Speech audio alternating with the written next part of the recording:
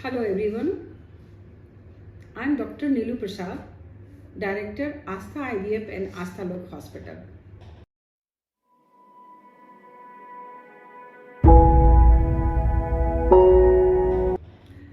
आज हम बात करेंगे यूट्राइन सेप्टम क्या है, इसकी जानकारी कैसे होगी और फिर इसका इलाज क्या होगा और इसके क्या क्या कॉम्प्लिकेशंस होते हैं। तो सबसे पहले हम ये बताना चाहेंगे कि यूट्राइन सेप्टम लगभग 1 से 2% महिलाओं में देखा जाता है। एक यूट्रस के अंदर में एक दीवार का रहना, कंटिन्यू कर जाना। नॉर्मली यूट्रस 2 पार्ट में डिवाइड हो जाता है। नॉर्मली यूट्रस का जो फॉर्मेशन होता है वो माँ के गर्भ में जब लड़की रहती है उस समय होता है और वो 2 पार्ट में होता है और दोनों पार्ट आकर के वो जुड़ जाते हैं तो यूट्रस की एक कंप्लीट कैविटी हो जाती है, 2 फैलोपियन ट्यूब हो जाते हैं, 2 ओवरी हो जाते हैं। लेकिन कभी कभी किसी कंडीशन में किसी कारण से ये जो बीच का दीवार है वो कंप्लीटली वो डिसॉल्व नहीं हो पाता है, वो गल नहीं पाता है और जिसके कारण वो बीच का दीवार एज सच प्रेजेंट रहता है, जिसको हम लोग बोलते हैं यूट्राइन सेप्टम। यूट्राइन सेप्टम का जो है समस्या नॉर्मली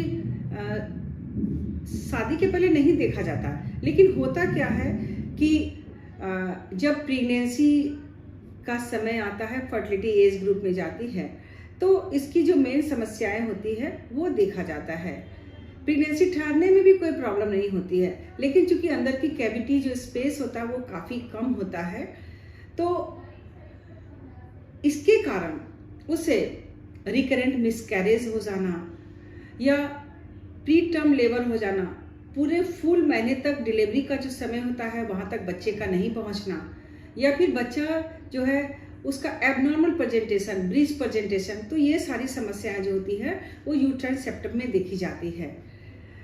अब हम बताना चाहेंगे कि इसकी जांच कैसे होती है। तो इस अल्ट्रासाउंड के द्वारा हम काफ़ी अच्छे तरीके से हम इसका जांच कर पाते हैं। यूट्रस के अंदर में 2 कैविटी देखी जाती है और उसके बाद बीच में जो सेप्टम होता है वो देखा जाता है। साथ ही साथ HSG भी एक जांच का तरीका है जिसे ये पता चल जाता है कि यूट्रस में सेप्टम है।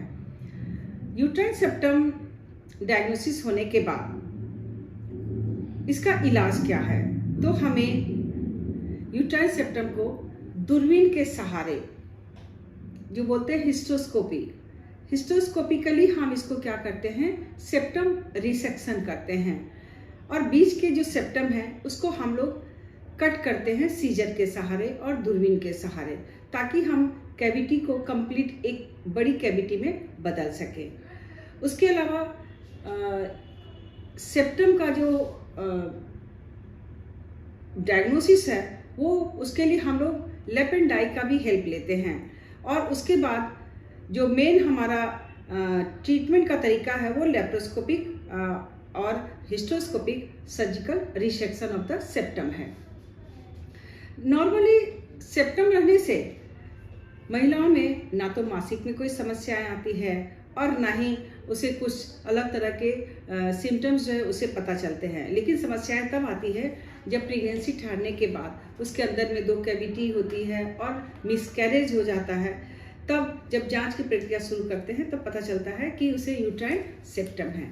तो यूट्राइन सेप्टम जो है वो मोस्ट कॉमन यूट्रस का जो एनोमली होता है वो यूट्राइन सेप्टम ही है और जिसका इलाज काफ़ी सिंपल और काफ़ी सक्सेसफुल होता है। और यूट्राइन सेप्टम के बाद एक और समस्या आती है कि सपोज किसी कारण से प्रेगनेंसी नहीं ठहर रही हो और उसे IVF में जाना पड़ता है, तो वैसे कंडीशन में बिना ऑपरेशन किए हम कैविटी को यूनिफिकेशन किए हमें एम्ब्रियो ट्रांसफर में काफ़ी समस्याएं आती है। तो हर हाल में जब हम प्रेगनेंसी की बात करें तो हमें यूट्रस के अंदर जो लेप्रोस्कोपिकली, हिस्टोस्कोपिकली हमें जो रिसेक्शन करना होता है वो मुझे पहले कंप्लीट क्लियर करना पड़ता है। रिसेक्शन को कैविटी का एक यूनिफिकेशन करना पड़ता है ताकि हम सक्सेसफुल एक प्रेगनेंसी दे सकें। धन्यवाद।